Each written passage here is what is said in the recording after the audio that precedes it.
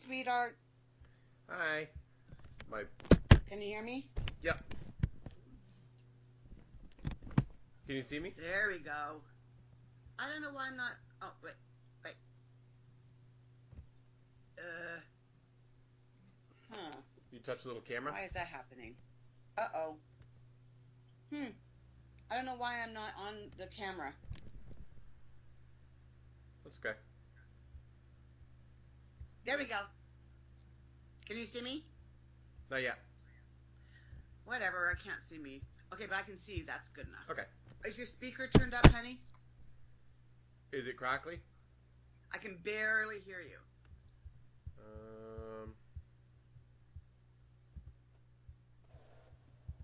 There you go. I see your picture now. Okay. Now I can hear you. You can hear me now? Yep, I can hear you now. Cool. Hi. Hi, honey. Okay.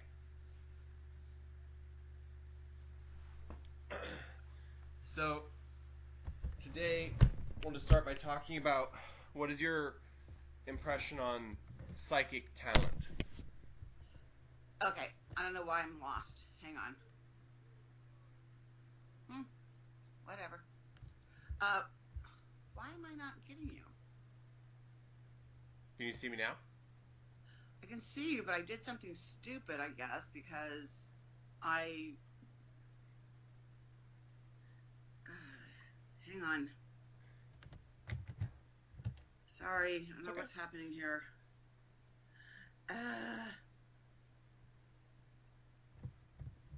There we go. Okay, so what was the question? So, talk about psychic talent and psychic training. Okay. One of the questions I get asked most often is, when did I know I was psychic? And frankly, more frequently in the last few years, when did I know I was a medium? And those are really interesting questions, because there's a lot of, I don't know that people realize this, but in this community, there is a lot of competition. And one of the sort of selling points for a lot of psychic mediums is to talk about being psychic since they were 3 or 4 or 5 and knowing it. And not to be cynical, but I truly don't believe that's true for most people. I mean, facts show that most people don't remember memories much earlier than 5, 6. If you try and think of it yourself, you're going to probably be very hard pressed to remember much, that happened to you even at 5, let alone, 4, 3, and 2. But it sounds good, and it makes people who come to those individuals feel as though they're getting, a true psychic medium who's, gifted. So initially I had a hard time with this question, because I was so aware, of that kind of judgment. But then I realized that there were a lot of people out there people like me who, in retrospect, realizes that I was a psychic medium, but did not really come in to that kind of thing until far later in my life. Probably, well, we were in Wisconsin, I would say maybe my mid-20s. In retrospect, I've always been psychic, and I've come to believe that everybody is born psychic. The definition of psychic is gathering information from sources other than the 5 accepted sources, meaning eyes, ears, taste, touch, and what was the other one? So taste, touch, smell. Smell. And so, in other words, you're getting information from outside of those typical, normal, accepted things. And I think all of us are born with that. But what I say is that some of us are born like people who should only sing in the shower, and some people are psychic rock stars, right? They get a lot of information. And we don't particularly have a culture that encourages an understanding of psychic ability, which frankly I believe is a natural human biological ability that we just currently lack the, if you will, scientific means to quantify. But at any rate, I've always been psychic because I think we all have. But I didn't really, and I've always had people come up to me. I mean, you know that, Nathan. You know, go to a store, go to take a walk, stand in line at a restaurant. Um, when I was working at the toll, people would drive up to the toll and just start telling me their life story, which I've come to understand is because people read that kind of energy. And when I say energy, by the way, I'm not doing it in kind of a woo woo way, if you will. I mean, we don't need quantum physics to tell us that everything starts out as, you know, um, neutrons and protons and electrons and molecules that bind together in a particular way and vibrate at a particular speed and create you, me, the air we breathe, and the chair we're sitting on. You know, people read that, whether it's through sort of imperceptible body language, the tone of our voice, or things that we can't really understand. I mean, we have terminology, right? In our own language, we say, you know, I walked into a room and the tension was so thick I could cut it with a knife. You know, so we know that. You know, I've had many police officer or EMT or firefighter say to me that they had a gut feeling about something. So there's a nod to that in all of us. So I think people read that, and those who have, and I, you know, humility or the desire to be humble sort of makes it very difficult for me to say that I'm exceptionally good at it, but I am. Otherwise, I wouldn't have the clientele I have. Um, and so I've always been able to do that. Putting a title on it, I think, didn't happen till my mid 20s. And frankly, uh, mediumship happened significantly after that. I always wanted to speak to the dead. I always knew about it even before I knew of the term mediumship. My grandma Goldie, your great grandma Goldie, talked about it. Uh, you know, being a Native American to whatever degree she is, that's debatable in the family.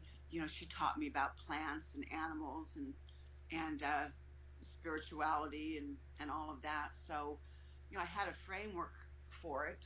Old people, by the way, were always drawn to me. I mean, freakishly drawn to me. Even when I was a little girl, there are stories told by my grandma when she was alive, and my dad and mom and aunts and uncles about how we would go shopping and I'd be lost and they'd go find me sitting on an old person's lap. You know, and when I got to be grade school and teenagers, I old people were drawn to me, and I think that was sort of a beginning calling to recognizing that I was going to speak to dead people. And the development was, you know, was it's not that it was gradual, it was accumulative. It was a matter of learning what I call my psychic mediumistic language. So maybe the way to think of it is, for many of us, we have the potential to be skilled psychic mediums, but we have to learn the language that works for us and spirit before we can wield it.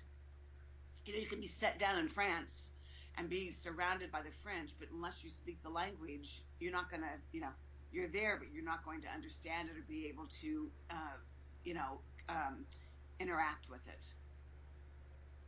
I used to believe there's a saying that every medium is a psychic, but not every psychic is a medium. I do believe that. There are people whose gifts are psychic. They do not speak to the dead, and probably they don't want to, you know, not everybody does.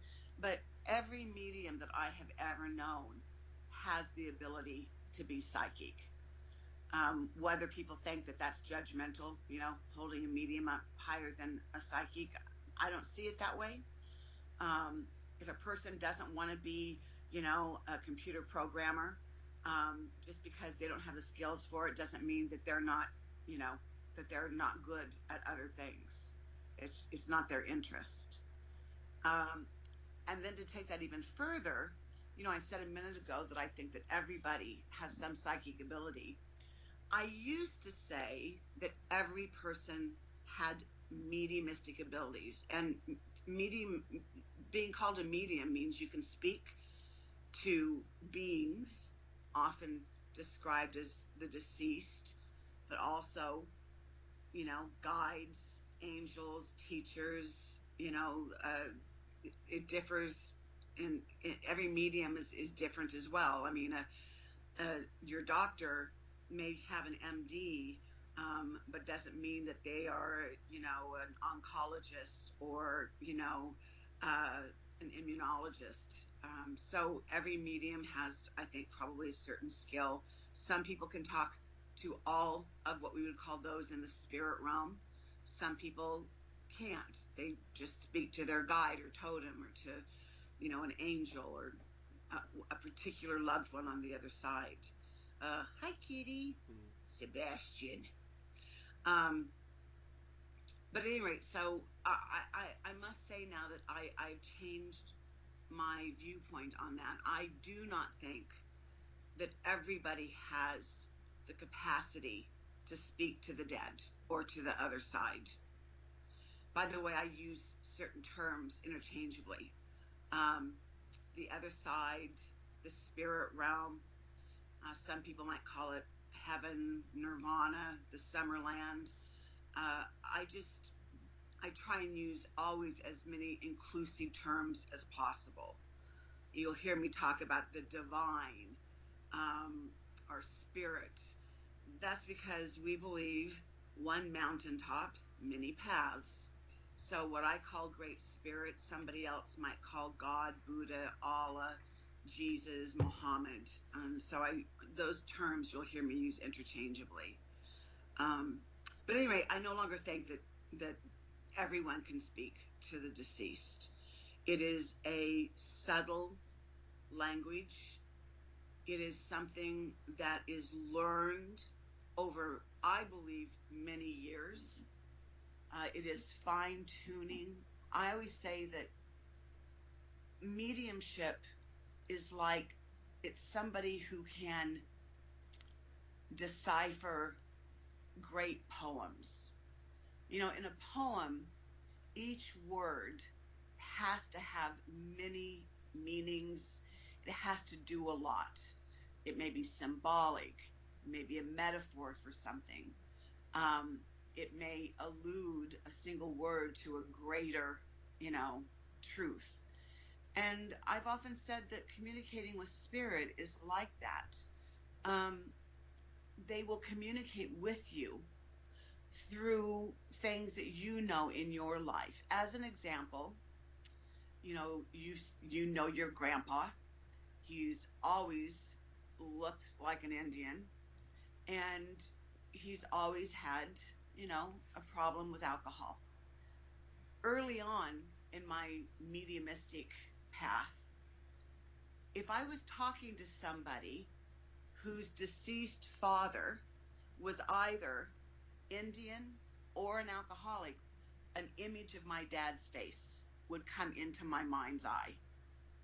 And you see what I'm saying about it being symbolic? I mean, they could try and communicate to me via words or whatever that their father's an alcoholic, but they can flash a simple picture in my mind and I will make the connection. Now, those connections differ for each person.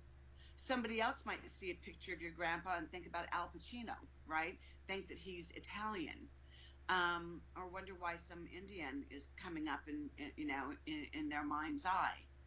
I remember the medium John Edwards, I forget, but he was talking one time many years ago when he had a TV show.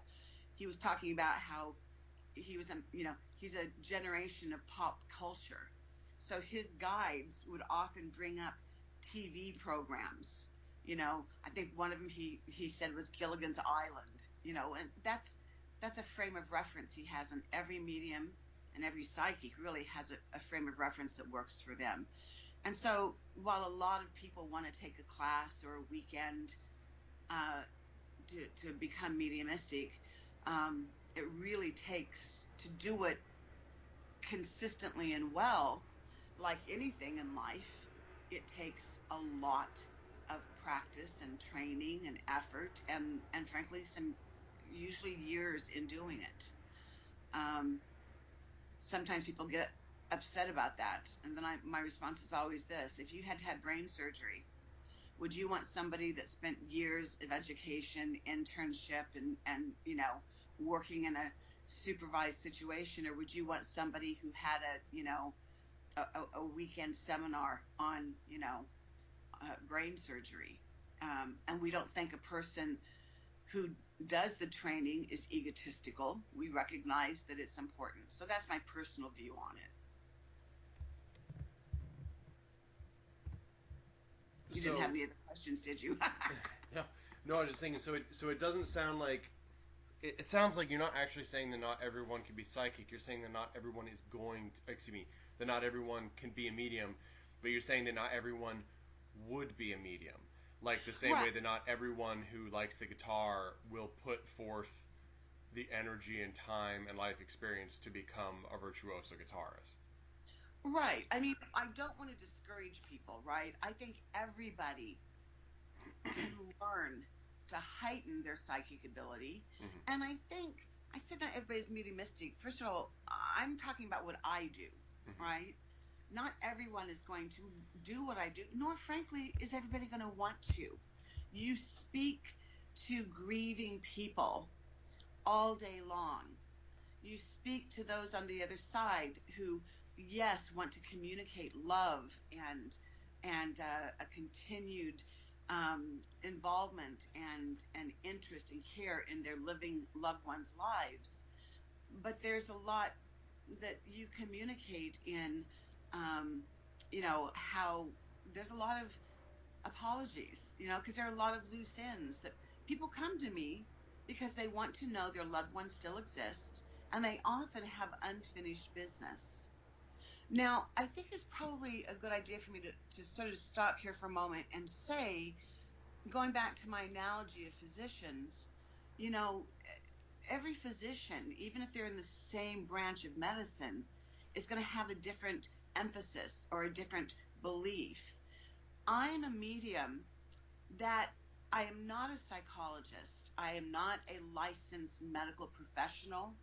I'm not a licensed, uh, counselor, and I don't pretend to be, and I would never diagnose. But I have been called many, many times over my years of doing this.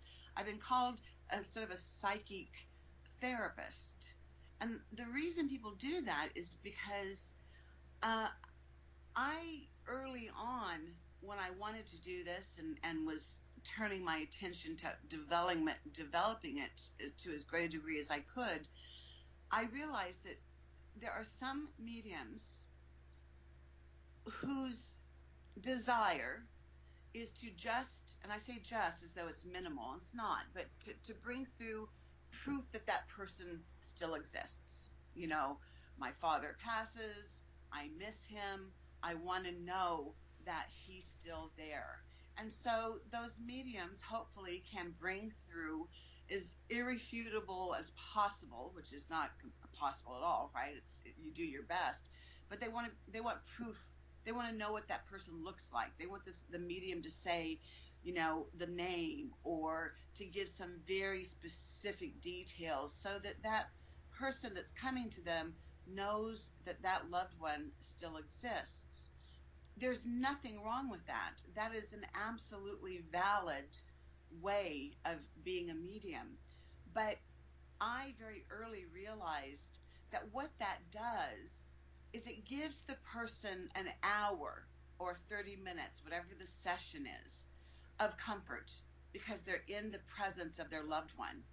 But when the session is over, they have to go about their lives.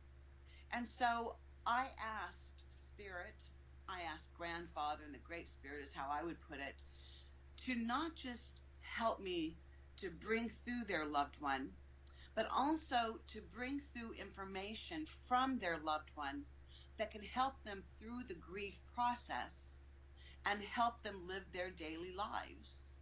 And because of that, most of my amazing clientele, who I feel so grateful for, come to me because their heart is not just hurting in grief and they don't just want to know their loved one still exists, but they often have some very painful, unfinished business. Um, Maybe the deceased loved one was an alcoholic or an addict, or there was an abandonment. Sometimes there's abuse. Sometimes there were misunderstandings. I'm just being general, but sometimes one of the things that often happens is, that I can think of off the top of my head is people who don't get to be at the side of their loved one when that loved one takes their last breath. And that can be a very painful, thing to deal with, feeling like you missed it or in some way. And so their loved ones come through to tell them, that it's okay, and to give, don't get me wrong, details, because I could tell everybody it's okay. I always have to have specific details, why they weren't able to be there, what the reason was. Another thing that people often come to me about is, their guilt. There are a lot of caregivers in the world, and caregiving is a very, very difficult task. Much as you might love the person that you're caretaking, they get cranky, you get tired. Even if you don't say anything to vent, your emotions make you feel guilty, and then that person dies, and the person who comes to me is racked with guilt, that they feel like they didn't say the right thing, or that they showed their frustration. I mean, those are just a couple of examples. But for me, I I vacillate sometimes. I have to look at the time. Okay, sometimes what I say is that I'm not there for the people who come to me so much as I'm there for the people who have died. Um, that's not fully true. I vacillate. Sometimes I go, oh no, it's all about the living. But I guess what I would probably say is it's about both. It's about both. It's not just about one or the other. And so because of that, I'm a different medium. And I'm not saying I'm the only medium that does this by any means.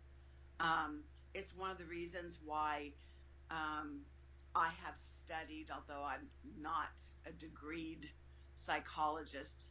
I have studied psychology and psychological texts and human behavior really from the time I was a teenager.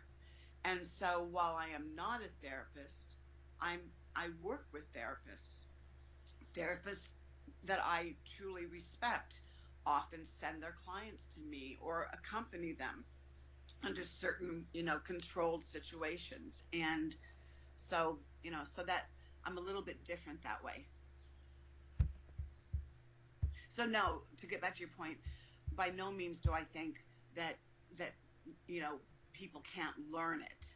Um, Very few are going to do what I do and what other mediums do who do this, as a full time vocation and avocation. But everybody can learn, I think, to be attentive to the ways that their deceased loved ones can communicate, which will be symbolic. People talk about finding pennies or seeing butterflies. And for me, as you well know, with Grandma Goldie, because of the story, it's acorns, and I think I've told you that story before, but my grandma lived in a big, beautiful, well, I say big, beautiful. It's not really big or beautiful, but to me as a little girl, it was a big, beautiful home with a giant, gorgeous oak tree in the center of the grassy part of her circular driveway.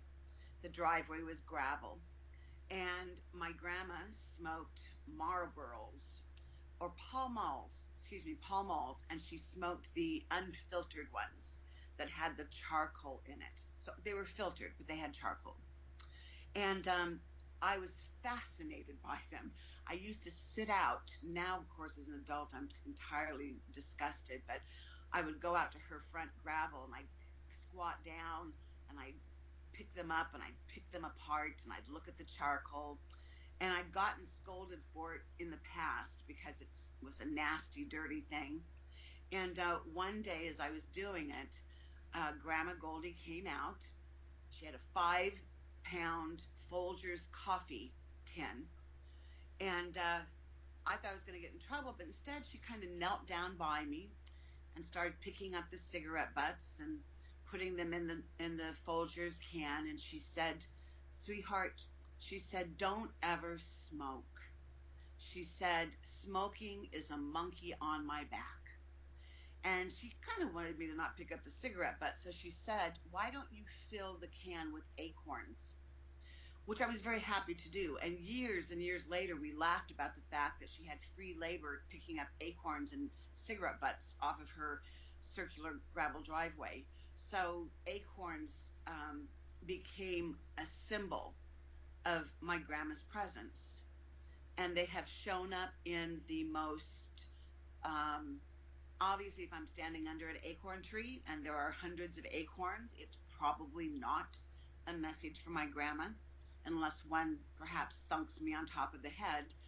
But I remember being, I think it was in Boston, may have been when we were in New York City, walking across a busy, busy intersection where there were no trees and skyscrapers, and all of a sudden it was like the Red Sea parted.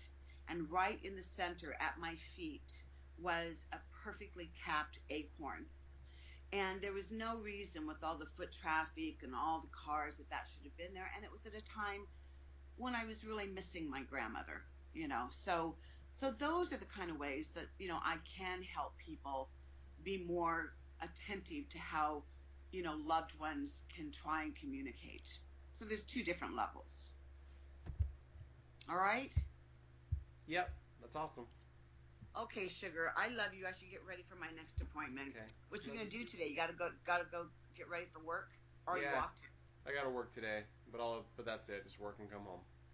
Okay. Do you have Monday? Oh, you always have Monday off. Are they gonna give you another day off, like Friday or something, or Saturday, since you don't get Memorial Day special? No. Darn. All right. Okay, sweetheart. I love you so much. Is Corinne teaching a class? Yeah, she'll be home in a little bit. All right. Love you, honey. Be safe. I always love seeing you and talking to you. Me too. Love ya. Right. Oh, by the way, I picked up a magazine today. I don't remember whether it was the Writer's Digest, and it was on comedy writing. I got it. Writer's Digest. George Saunders is on the cover. Yeah. Ah, you got it. Okay, well, I'll read it then. Love All right, ya. honey. Love you too. Bye-bye. Bye, Mom.